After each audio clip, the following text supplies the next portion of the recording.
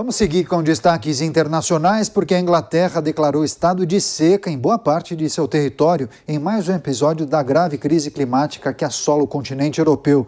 Por essa razão, vamos conversar ao vivo agora com o repórter Luca Bassani, que vai nos explicar justamente as causas e as consequências desse anúncio do governo britânico. Bem-vindo, bom dia, Luca.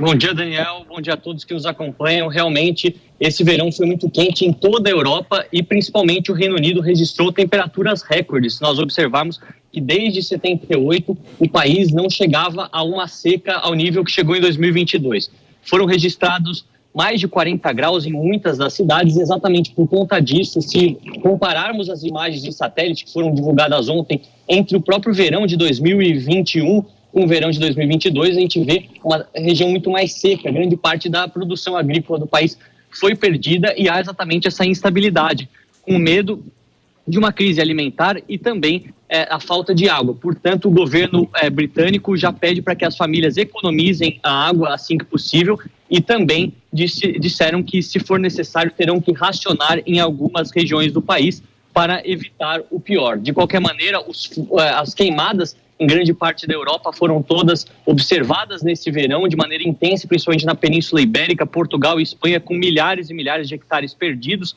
para as queimadas, além, claro, da França, que ontem ficou com mais de 2 dias em uma queimada entre a cidade de Bordeaux e Toulouse, onde mais de 1.000 bombeiros tentaram conter o fogo e tiveram muito trabalho. Então a gente vê que as mudanças climáticas estão tendo um efeito devastador no continente europeu e os cientistas avisam que a tendência é de ficar cada vez mais quente ou isso se tornar cada vez mais frequente ou duradouro nos verões que serão observados nos próximos anos. Eu imagino que essa situação também impacte demais a economia da Europa, né? Muitos países produtores puderam observar a diminuição na rentabilidade de suas safras também em razão dessa situação, mas também, simultaneamente, a gente observa que muitas localidades acabam se aproveitando de um clima ensolarado, o turismo em alta, né? Aquelas regiões de praia, os balneários famosos, Croácia, na Espanha também.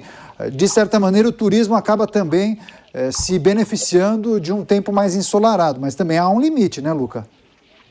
Exato, Daniel. A gente viu que o verão europeu ele rendeu muito, falando assim do aspecto turístico e econômico, porque aquelas 3 ou 4 semanas de calor intenso foram multiplicadas quase que por 2. São quase 2 meses de intenso calor aqui pela Europa e a gente observa que, nesse sentido, foi bom para algumas cidades que ficaram paralisadas durante a época da Covid por conta das diversas restrições, para também impedir o espalhamento do vírus pelo continente, mas, ao mesmo tempo, as safras agrícolas sofreram muito no sul da Itália, os tomates, as oliveiras, até mesmo a produção de vinhos, todas elas vão ter uma interferência muito grande por conta do calor que fez com que grande parte dela fosse perdida. É algo que os cientistas avisam, também é uma necessidade de mudar a arquitetura das casas, ou até mesmo as questões urbanísticas, né, para fazer com que haja ar-condicionado, haja um melhor arejamento, porque a Europa é um continente feito para o frio, não estava preparado para temperaturas como essa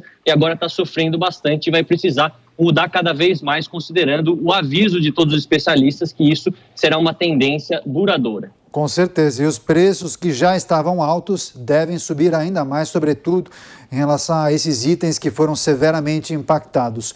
Luca, muito obrigado pelas informações. Daqui a pouco a gente conversa na programação da Jovem Pan News.